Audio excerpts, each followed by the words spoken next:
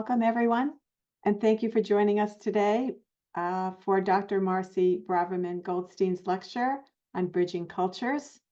My name is Audrey Lichter, the Executive Director of Chai Mitzvah, the Resource Center for Jewish Engagement. Chai Mitzvah, the sponsor of Scholar Circle, is a Jewish engagement program that partners with over 700 organizations and has worked with over 9,000 individuals in small group learning, social action, and spiritual and ritual development. We have over 20 curricula tailored for small group conversation for teens, adults, and lay and professional leaders. The Scholar Circle program was inspired by Scott Shea. Scott is our founder and board president who authored a best-selling book called Conspiracy U, A Case Study, which unpacks anti-Zionist conspiracy theories from the left and the right political spectrum. You can purchase Scott's book along with the accompanying curriculum on chaimitzvah.org for only $18, which has been taught to hundreds of college students and others. The curriculum was also taught in a recorded series by Dr. Andrew Pessin, one of our esteemed scholars. You will receive all this information in our follow-up email. Scholar Circle hosts lectures by prominent scholars every 2 weeks on topics relating to Israel and the Jewish community, geared towards rabbis, educators, and lay leaders who are charged with explaining the complex issues the Jewish community is facing. To that end, each lecture will have a resource guide that will be sent to you after the lecture. A recording of each lecture will be accessible on our website and shared with you through email. Our featured scholar this afternoon is Dr. Marcy Braverman Goldstein, Director of Academic Affairs at the Jewish Institute for Liberal Values, where she works to expose and oppose radical ideology and systemic anti-Semitism in higher education. Her doctoral research in religious studies at the University of California, Santa Barbara, focused on Hindu traditions in India and America. For 20 years, she taught world religions at UNC Charlotte, UC Riverside, American Jewish University, and Davidson College. As a Club Z educator, she teaches 8th through 12th graders about Jewish history, Israel, and activism. As a founder of Sanskrit Revolution, she teaches the language and history of yoga at a certification program nationwide. Along with Dr. Brandy Shubatensky, she will be launching a new podcast, Indoctrination, examining radicalization education. Before I welcome our scholar, a couple of housekeeping items. To submit questions, please use the Q&A button on your screen. Q&A will be held at about 40 minutes into the lecture, but you can submit questions anytime throughout. The lecture recording will be sent to your email in a few days and will also be available on our website at chaimitzvah.org. Now to Dr. Marcy Braverman Goldstein. Thank you so much for having me. I am very grateful to be here. Just going to share my screen. So hopefully everybody can see that. Grateful to be giving this lecture that bridges these traditions. And I watch a lot of the Scholar Circle lectures and about some stressful topics that need to be dealt with. And I'm just very happy to be giving this lecture today where we're going to get, excuse me, a bit of a reprieve from stressful topics, because we're going to be able to talk about good people from different backgrounds who care about each other's safety and well-being. And in fact, when I reached out to the Hindu American Foundation to tell them that I was going to be doing this lecture and maybe we can prepare a little bit together, I got this wonderful email back from somebody who said, "I'm very glad to hear that you're giving this talk. I quite admire JLV. In fact, I've looked at the JLV website to see examples of how best to frame very similar issues over here in the Hindu education space, as our communities face a lot of parallel challenges." So that was very, very heartwarming. We have common histories and traditions, not sameness, but both traditions, Judaism and Hinduism, respect differences, and we embrace principles of pluralism. We're not missionizing traditions. In Judaism, there's this idea that the righteous of all nations have a share in the world to come.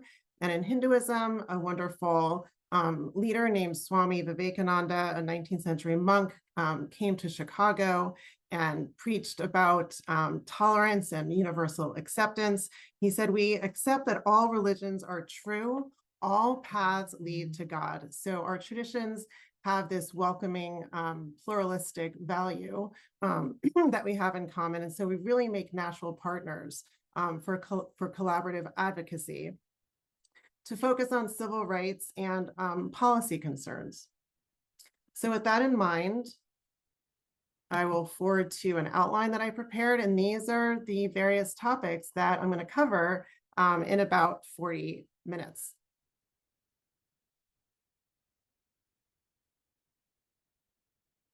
So I'll begin by talking about this term ethno-religions. Both Judaism and Hinduism can be called ethno-religions.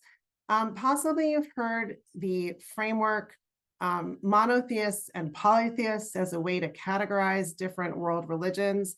And so we might want to ask, like, who came up with this framework?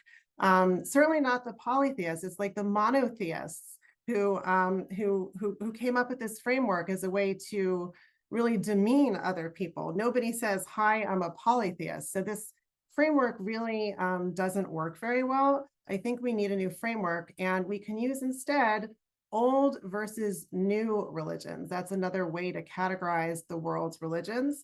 And with respect to that, old religions would include both Judaism and Hinduism. These are both very old traditions. And the newer traditions stemming from those are Christianity and Islam, Buddhism, Jainism, and Sikhism are newer religions, which leads to this question of how old are Judaism and Hinduism? And they're about 3,000 years old. Both of these groups of people are indigenous people from a place, from a sacred homeland. Both of these groups of people, for the most part, pray in the same language today as they used millennia ago, and that would be Hebrew and Sanskrit.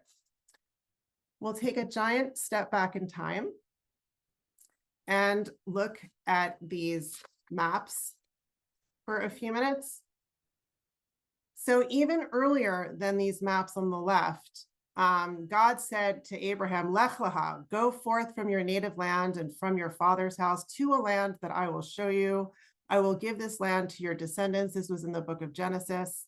And so that is referencing Canaan. And then there was an episode of slavery in Egypt, liberation from slavery, journey in the desert under the leadership of Moses, revelation at Mount Sinai, en route to the promised land. And that's when we arrive at the moment of these maps, where we see the first kings in Israel, Kings Saul, David, and then Solomon, who built the temple in Jerusalem.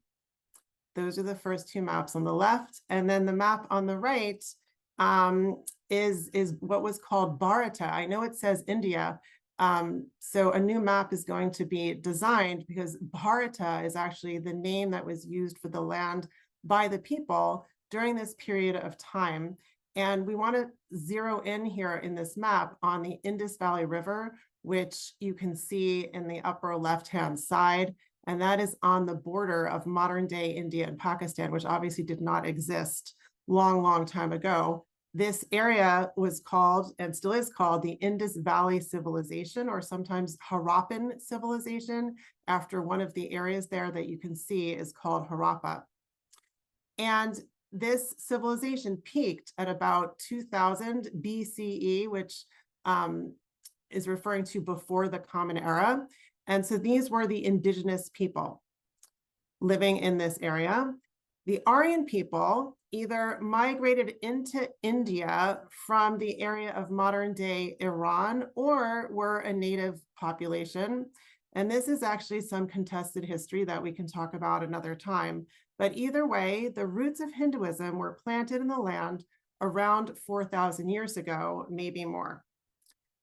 The indigenous names for the land given by the people who named, their own land are Judea for the Jews and Bharata for the Hindus. And both of these lands were renamed by outsiders or colonizers. So in the case of the Jews, it was the Romans who conquered Jerusalem in the 1st century of the Common Era and renamed it Palestine after the enemies of the Jews, who were the Philistines, who came to that land from Crete.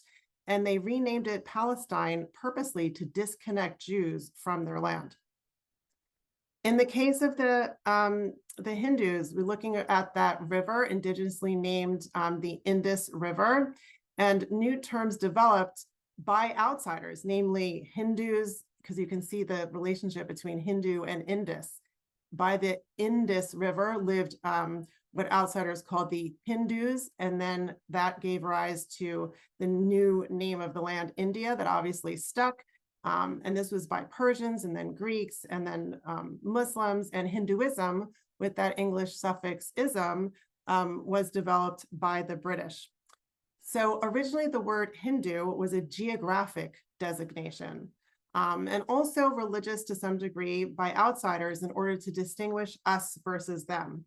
And all of this stems from that river, the Sindhu in Sanskrit, or the Indus River in Northwest India, near modern day Pakistan, which you can see labeled on the map there.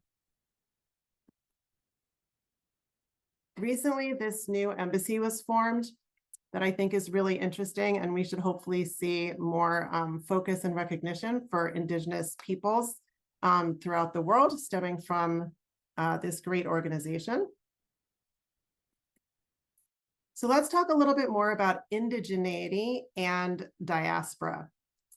Both Jews and Hindus achieved decolonization in the 20th century. In Israel, 1948, after the British Mandate of Palestine ended, and in India in 1947, after the British Raj ended and the land that was divvied up was previously part of the Mughal Empire. Jews had been exiled, forced into diaspora, first when the Babylonians conquered, and again in the 1st century when Romans conquered Jerusalem and destroyed the temple. Since 1948, Jews have lived in diaspora by choice, no longer Jewish refugees. Hindus never had a forced exile. They live in diaspora from their land by choice and came to America mostly after the Immigration and Nationality Act of 1965 abolished national origin quotas. Here we have some material culture evidence of indigeneity. And if you look at the left-hand side of the screen there, this is a 2,000-year-old coin that was recently discovered, I think by a child who was on an archaeological dig in Israel recently in 2021. And this coin was quite an incredible find. It has Hebrew letters on it, and it says Shekel Yisrael, obviously showing that the people were in that place many, many years ago. And then on the right, what do we see here? And this slide, by the way, is from a Club Z presentation that I recently gave teaching the teens about Jewish history. And we see on the left side a coin that says Judea Capta, that was designed by the Romans to celebrate the fact that they captured the land. And there is an image there of a Judean sitting and weeping, and the standing figure is a Roman soldier wearing a helmet, showing pride in conquering the land.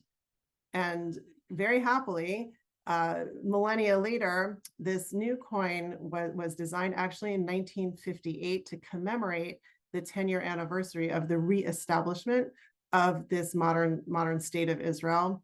And it says there, as you can see, Israel Liberata, the Jews are free now.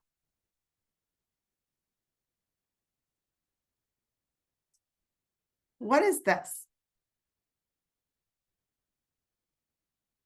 This is a seal that was dug up around the Indus Valley civilization in the 1930s by archaeologists.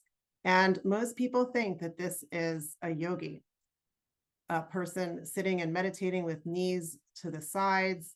And so this would show the indigeneity of yogis. It's dated to about the time that you see on the screen there. And so historians think that yoga was at least 5,000 years old, maybe older.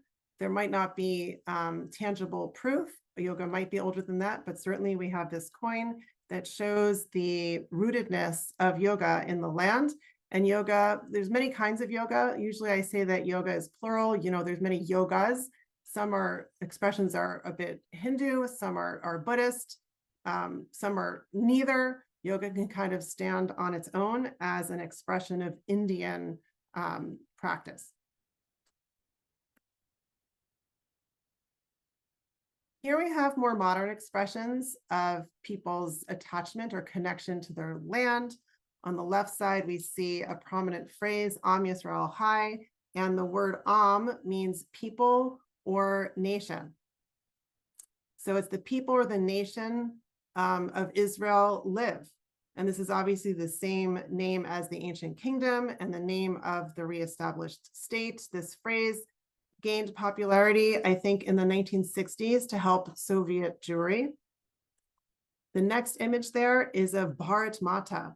And so you remember the name Bharat that I mentioned earlier. That's the original name of the land given by the people who lived there thousands of years ago. So this is a personification of India as the mother goddess, and she is obviously sitting on top of, that is a loose sort of depiction of the shape of the land of India. And this image gained prominence around the 19th century in Bengal, when Indians were first starting to gain momentum in their yearning for independence. The last image on this page is Shiva Nataraja, who's a really prominent depiction of the creator, maintainer, and destroyer deity all wrapped up together. So Shiva Nataraj means Shiva, who is the Lord of dance. And so the idea here is that Shiva dances the world into creation. And this image is ubiquitous, really. It even actually exists in front of an Institute for Nuclear Physics, I think, in Switzerland, to show how the particles of the universe are danced into creation from a scientific perspective. And it's all represented here in Shiva's great dance. And if you trace his body carefully, you can see that it is actually the shape of India. So it's another way to superimpose the idea of the divine being connected to the land.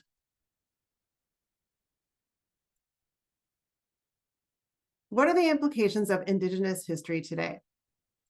Last week, we had Indigenous Peoples Day, and this organization called the Intersectional Environmentalist posted this on Facebook.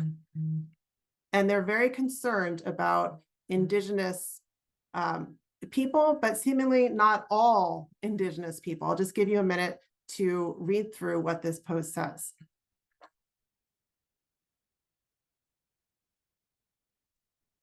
So you can see mentioned in there a concern about Native Americans and Palestinians. And then on the bottom there is some explicit, what I would call disinformation to disconnect Jews from Judea. There's no mention of Hindus or other peoples worldwide. There's a juxtaposition there that says condemning Christopher Columbus means condemning Israeli occupation. So this is really a front for anti-Israel propaganda. It's an anti-Israel agenda because Jews cannot be colonizers in their own homeland. Israel was reestablished in 1948 as decolonization. Truly anti-Zionism equals anti-Indigenous, but that is not the way this is being presented by this organization. So we can see the connection between ancient history and modern day politicking. Is God one and or many?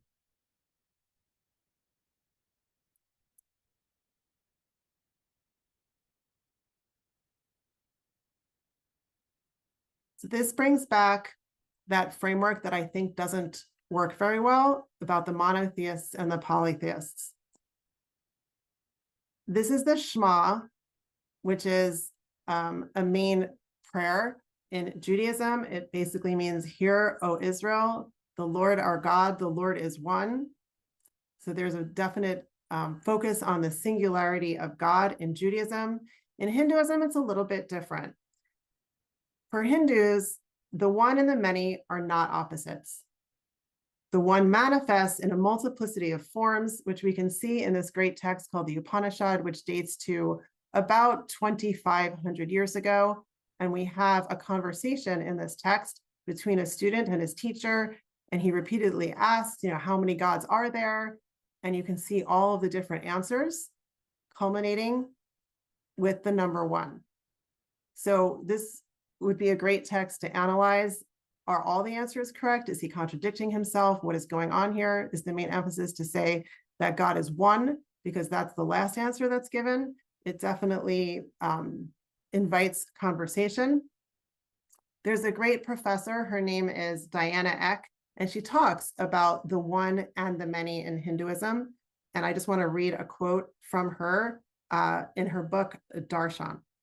India's affirmation of oneness is made in a context that affirms with equal vehemence the multitude of ways in which human beings have seen that oneness and expressed their vision. Indian monotheism cannot, therefore, be aptly compared with the monotheism of the West. The statement that God is one does not mean the same thing in India and the West. And she continues, Hindu thought is most distinctive for its refusal to make the one and the many into opposites. Rather, the two are held simultaneously and are inextricably linked.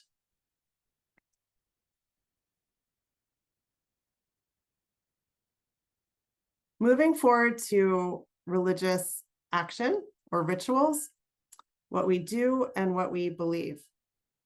In both Judaism and Hinduism, there's really an emphasis on action, and the academic words for this are orthoprax as opposed to orthodox. Orthoprax means straight according to the doctrine, and this does not mean that Jews and Hindus don't have beliefs. There are plenty of beliefs, but there's really an emphasis on practice. Jews believe in God, love God. Hindus believe in God, love God. Being devotional is central, but atheist Jews are still Jews. Even if, for example, someone does not believe in God, they are no longer not Jewish or Hindu. And with that in mind, we can think about the definition of religion, which is sometimes faith. But this is really looking at religion through a Christian lens that does not capture Judaism and Hinduism. People in predominantly Christian societies can find religions other than Christianity lacking, but that's because the definition of religion as faith is Christocentric. So there is no common central creed that one must have in order to be Jewish or Hindu. In Christianity, there's the central creed about Jesus. In Islam, the central creed is a profession of faith that there's no God but God, and Muhammad is his prophet. But with Judaism and Hinduism, the balance is tipped towards what people do. In Judaism, some key terms with respect to that are mitzvahs, which are commandments or opportunities to connect with God, acts of loving kindness that bring more light, sometimes understood as good deeds, such as be fruitful and multiply, honor your father and mother, love God, recite the Shema, celebrate Shabbat, keep family purity practices, eat kosher, and tikkun olam is personal responsibility to raise divine sparks. There's an obligation to repair the world. And on the Hindu side of things, we have a great text that I wanted to explain. It's called the Bhagavad Gita, which is the most famous portion of a much larger text called the Mahabharata. And there you see the word Bharata. It means Great India, which is recollecting, of course, that original name for the land. It dates to a little bit more than 2,000 years ago, probably.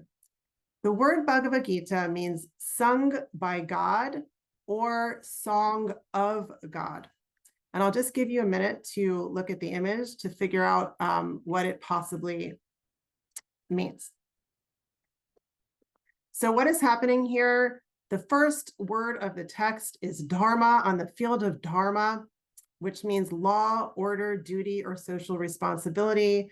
Arjuna is having a crisis of action, actually. There is a conflict between cousins, and it's a conflict about land. Who gets to live where?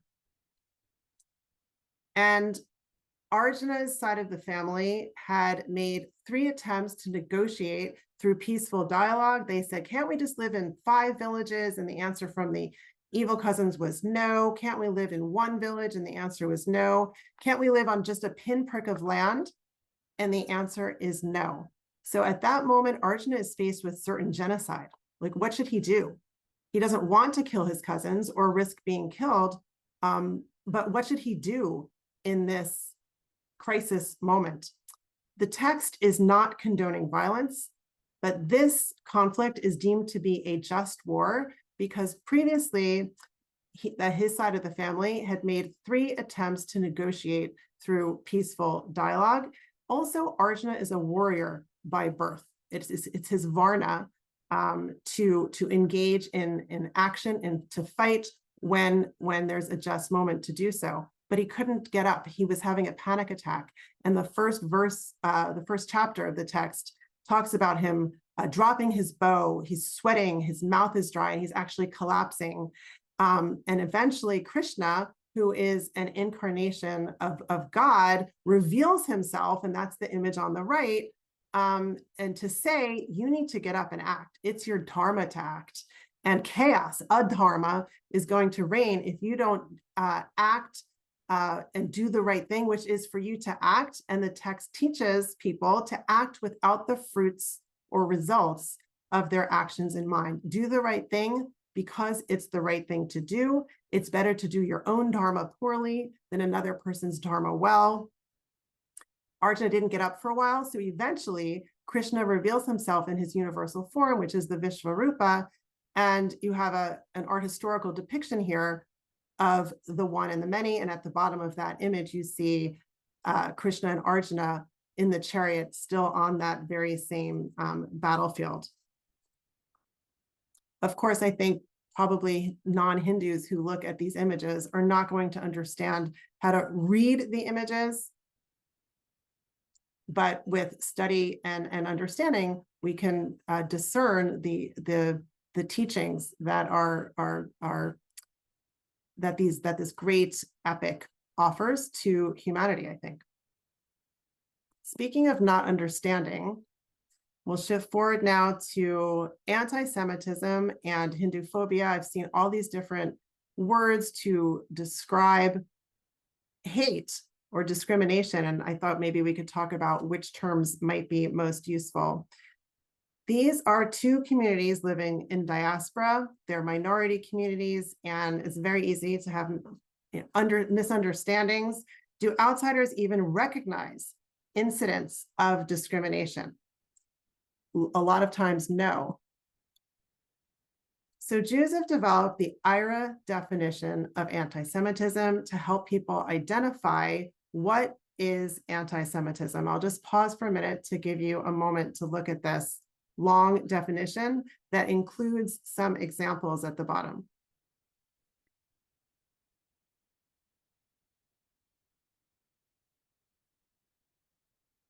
And I'll just pull out some of the key points here, starting with the fact that this is a non-legally binding working definition of anti-Semitism, and its point is to help policymakers, researchers, academics, educators, and others connect and collaborate to reduce incidents of this problem. So what is anti-Semitism? It can be expressed as hatred towards Jews, directed towards Jewish or non-Jewish individuals, frequently targeting the state of Israel. And a main point here is in that 3rd section with the sentence that starts, however. However, criticism of Israel, similar to that leveled against any other country, cannot be regarded as anti-Semitic. And I thought we can talk about that later. And the examples on the bottom here, we see calling for or aiding, justifying the killing or harming of Jews, dehumanizing, demonizing, talking about a world Jewish conspiracy, denying the Jewish right to self-determination in their ancient land, double standards, comparing Israeli policy to that of Nazis, holding Jews collectively responsible for the state of Israel. These are some of the main points raised by this definition, which we can see come in handy to identify skyrocketing incidence of the problem. On the left-hand side of the page here, we see a professor who is equating Nazism and Israel. In the middle, we see a celebration. This is from UNC Charlotte in a group that I'm in. They're celebrating Sinwar, who was just killed as a leader, a fighter, a martyr. So this is justifying the killing of Jews. It denies self-determination to Jews. And on the right-hand side there, it's a little bit small, but this is the University of Toronto professor. And at the bottom in yellow, you can see that she included in her syllabus, this classroom is a space free of sexism, racism, Zionism, and other things. So again, this is denying self-determination to Jews. And here's a definition developed recently, I think in 2021, at Rutgers University, a definition of Hinduphobia. Hinduphobia is a set of antagonistic, destructive, derogatory attitudes that reduce the entirety of Sanatana Dharma, which means the eternal Dharma. It's referring to Hinduism, to a rigid, oppressive, regressive tradition. Pro-social and reflexive aspects of Hindu traditions are ignored or attributed to outside non-Hindu influences. Microaggressions, attempts at ethnic cleansing and genocide, forced proselytization is in there. And towards the bottom, it's focusing on the problem that there's a perception of Hindus as grotesque, untrustworthy, bigoted, evil, or violent. And unfortunately, this definition is needed. We see instances of this coming up in many different places. On the left-hand side there is a producer at NPR in the Delhi office who uses this phrase, piss drinking and dung worshiping Hindus. On the lower left, Hinduism is of the devil. And on the right there, we have a protest of cow culture, reducing Hinduism to something that it is definitely not.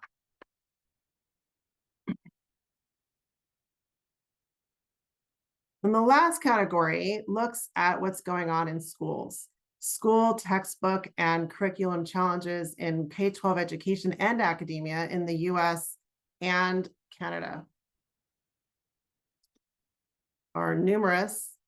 Here we have what shows up in many different places. This is the disappearing map of Palestine in K-12 curriculum and academia. This is a very misleading series of maps that's trying to show Israelis as colonial occupiers, but actually the lower map shows really what's going on. It could be the disappearing map of Israel, and it takes a lot of time to unpack these maps, but it's really not reflecting accurate history. And yet we find these maps all over. The image in the center there was taken by a Club Z student who knew that there was something wrong with these maps. And she texted me. This was last semester in my history class. I took pictures because we needed it for a test. And I was going through my camera and I rolled my camera roll and I looked closer. On the lower right there, we see the disappearing maps of Palestine. And that is featured on a university campus on this billboard that you can see on the right-hand side. Another example of problematic curriculum is this test question that came up in a class in a North Carolina high school classroom where the teacher designed a question to compare slavery in the United States with the Holocaust. And you can see the test question that I drew out on the upper right-hand side here. While the monstrosities of the Holocaust may have been more intense over a shorter period of time, those who lived through slavery endured conditions just as horrible over a much longer duration. And so this question is really creating a hierarchy of suffering and pitting people against one another, which is completely unnecessary because both of these situations were horrible in their own right.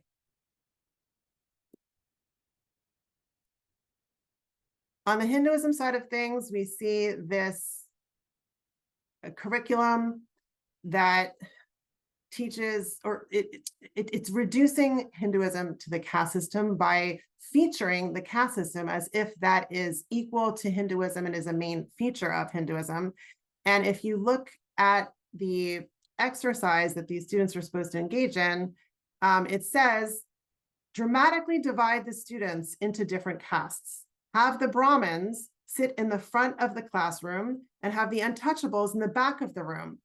They should pick up trash, clean up messes that other students make,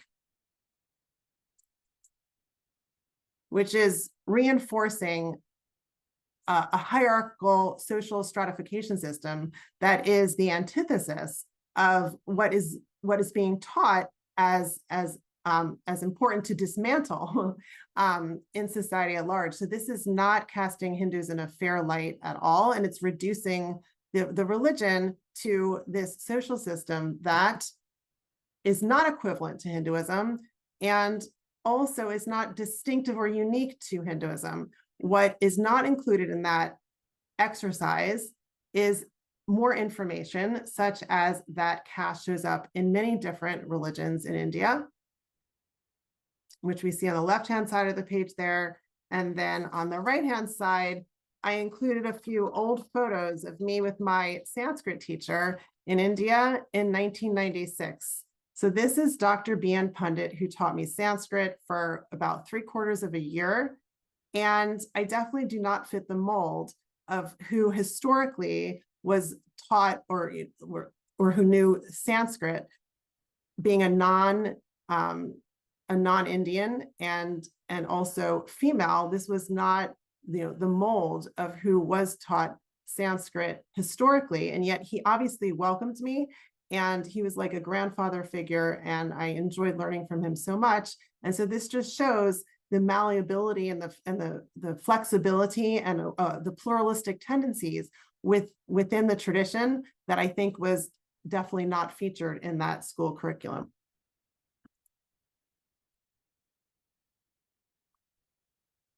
The clandestine curriculum, special section on teaching Indic traditions. The clandestine curriculum focuses on this temple of doom. So the idea here is that there's a lot of myths and stereotypes that exoticize Hindus and that really confuse fact and fiction within the curriculum.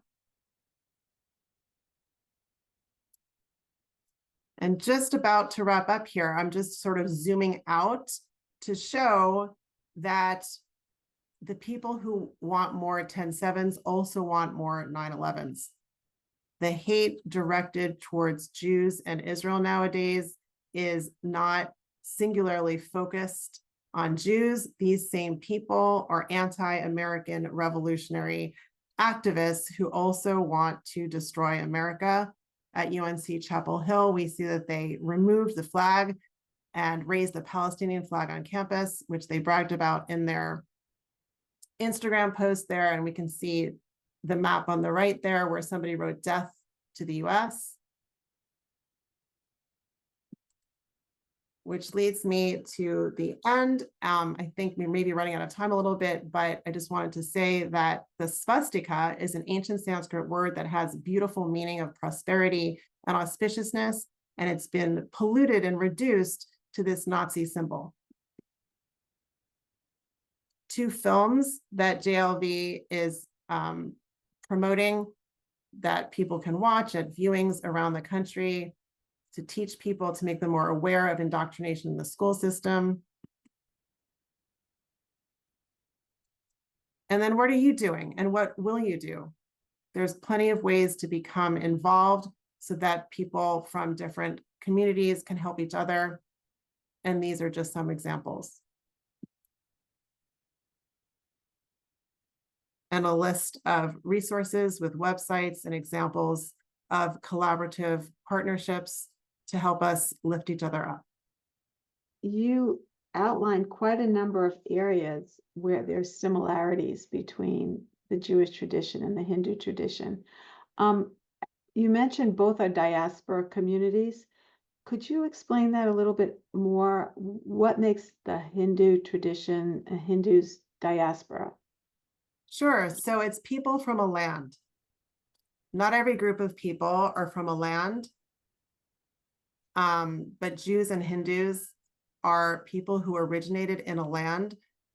Their creation stories they're intertwined with the land. The land is sacred. And so when they are no longer living in that land, they've scattered or dispersed from the land. And the idea of diaspora is understood either as leaving that land by force or by choice. And so stemming from a few different moments in history, Jews were forced out of their land, first by the Babylonians who conquered Jerusalem. Some of them stayed, a lot of them left, some of them came back. They rebuilt the temple, and then the Romans conquered the temple in the 1st century of the Common Era, and that really led to the worldwide diaspora, which is how Jews end up scattered all over the world. And so that's the Jewish story. On the Hindu side, Hinduism is inextricably interwoven with the land Bharata, and most people lived there for most of history, and more recently came to America, like I said, post 1965, when immigration laws relaxed. Is there a push to go back to the land for Hindus? Or is it's Very good different than question. Yeah, I don't know if there's a push exactly. I think that there's thriving Hindu communities in many different countries around the world, in America, in Canada, in Australia, England, and other countries, also Nepal. There's plenty of countries in Asia where Hindus are living and thriving. And I think that's just fine. I don't think that there's any pressure like all Hindus should live in India at all. how many Hindus would you say there are in the world? We have about 14, 15 million Jews. Yeah. So the Jews are definitely a much smaller minority community, both being minority communities in the US, but there's many, many, many more Hindus. So your thesis seems to be that there's a lot of similarities between these old traditions in all kinds of ways. So what kinds of social issues do these communities face as minority groups today that you think are similar? Mm-hmm. I think that thinking about students, I have read and I've heard from individual people that there's a sense of wanting to hide their identity in school. Maybe being filled with pride about who they are, but afraid of being bullied or ostracized in school. So people are not necessarily coming out, like Jewish students hide their Jewish stars. They might not want to attend Jewish community classes or organizational events because of things that happen at any point in time. It could be in the classroom where there's a test that doesn't define Zionism properly, as a student just emailed me recently. Sometimes in a bathroom stall, there's some sort of hate message that suddenly, appears, and a student feels alienated. And I think that goes for Hindus as well. I didn't get to read a quote about how even in some textbooks that describe Indian traditions, about a decade ago, it's a little bit less now, but the term Hindu is not even necessarily used because of some kind of embarrassment or that people have about their religion. And so they just try to assimilate and blend in. Even a friend of mine from childhood who is Indian was telling me about this, that there is a sense of not really wanting to stick out and be different because of being called a polytheist, like that kind of thing, which comes from the dominant culture where monotheism is valued. And so a different tradition that people don't understand can definitely be demonized, like in some of the examples that I mentioned. So an anonymous attendee asked you to restate your point about caste versus Hinduism. Mhm. So my point about that is that while caste is a social stratification that's hierarchical, it is not equal to Hinduism. And that is the aspect of Hinduism that's usually featured in curriculum. And so it leaves a bad taste in people's mouth. Whereas there is a lot of teachings in Hinduism around the universality of humanity. In the Upanishads that we looked at, there's plenty of Upanishads that talk about Atman equals Brahman. Atman is one's personal soul, and Brahman is the macrocosmic soul. Everything is one thing. We're all equal. We should not look at Hinduism singularly from that perspective of that social system. There are universal messages of equality and how everyone's a cosmic shining soul. And why would that not be included alongside this featured caste system? Sometimes Hinduism is reduced to caste, cows, and curry is just kind of a little alliterative way of saying it. And Hinduism is so much more than that. So why that exercise to pit people against each other in a classroom and having a certain group of people pick up trash and the other people are in charge? It just embeds something that is the antithesis of social justice. So it's very questionable about why that exercise is there. So on that topic, Shrita Damlas asks, mostly you explained about traditional Hindus, Vedic and Puranic customs and traditions, but neglect JAI, Buddhist, Sikh schools of thought, diversities, and tolerance with respect is that you find among Hindus. So there are many different sects of Hindus that you didn't speak about, and I guess they want to know why. Well, just because there's the focus of the lecture was Hinduism and Judaism, but there are definitely a lot of reform movements within Hinduism. And there's also not as strong a dividing line necessarily between what we would call Hinduism and Buddhism. You know, those isms were invented by outsiders to kind of get a handle on what's going on. But there's a lot of blending between traditions.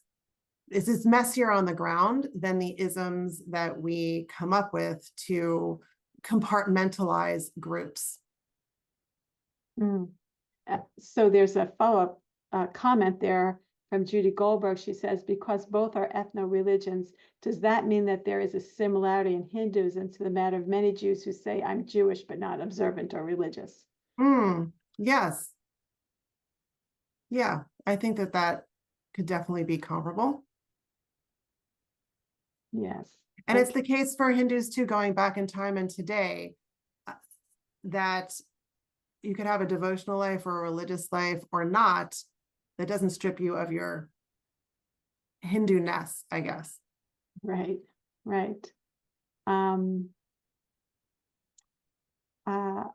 Yeah. Okay. Are there any other points that you'd like to make to us about the thesis of the talk, about the similarities between the roots of Hinduism and Judaism and some of the same issues that they face? Is there any other points that you'd like to make and leave us with? Yeah, I think there's, even beyond Hindus and Jews, there's other people from lands, like there's an African diaspora and plenty other people from lands. And I think that common history of a connection to a land is something that other people can appreciate. And in this world where, just speaking from the Jewish perspective, there is a real impulse among some people, especially in academia, to de-link is the word that they use, to de-link the land from the religion. However, Israel is inextricably linked with Judaism. India is inextricably linked with Hinduism. The land itself is sacred. And so as these agendas are moving through schooling at different levels, I think it's really important to know the histories of the connections that people have with their land and to honor that. Indigenous Peoples Day, for example, is obviously, I think it's at least a decade old at this point, but it's another way to celebrate what used to only be called Columbus Day, right? So if we care about Indigenous peoples in this country that I'm sitting in and that I think most of us are sitting in, then what's the double standard where we can't also honor the indigeneity of Jews from their land? And Hindu, you know, no one's trying to disconnect Hindus from India. The anti-Semitism really shows up when people obsess about the Jews in our land. And it's just intellectually dishonest to try to do that. Either you care about all Indigenous peoples or you don't. And so I think that we need to be very careful about and really look into what the curriculum is saying. I mean, I presented some curricula issues today, but there's so many more, and people don't really know what the kids are learning unless you start to really look. And the intellectual inconsistency of caring about some Indigenous peoples but not others is, it makes no sense, and it's insidious in nature, and the end goal is anti-social justice. And so I would encourage people to watch the documentaries that are examining what's going on in the schools so that we can know and sort of bring back a classic liberalism in that we can really investigate fairly history and social issues that we're facing today. Would you send us the link to the documentary so we can put that in our follow-up email to everyone who's attended the lecture today? Yeah. Or registered for the lecture. So interesting. Thank you so much. Thank So, you. a different perspective. It's always good for Jewish people to know that we're not alone in our issues and our search for the ability to have to connect Israel with the Jewish people, and Zionism is part of the Jewish tradition, and it's good to know that we're not alone in that. So thank you, Dr. Braverman Goldstein, for this insightful presentation. Very interesting. Our next Scholars Circle features Dr. Maya Bloom. Mia Bloom again. The topic will be Veiled Threats, Women and Jihad. Please join us Monday, November 4th at 7 p.m. Eastern Time. Thank you again, and we'll send you all a link to the lecture and the source sheet.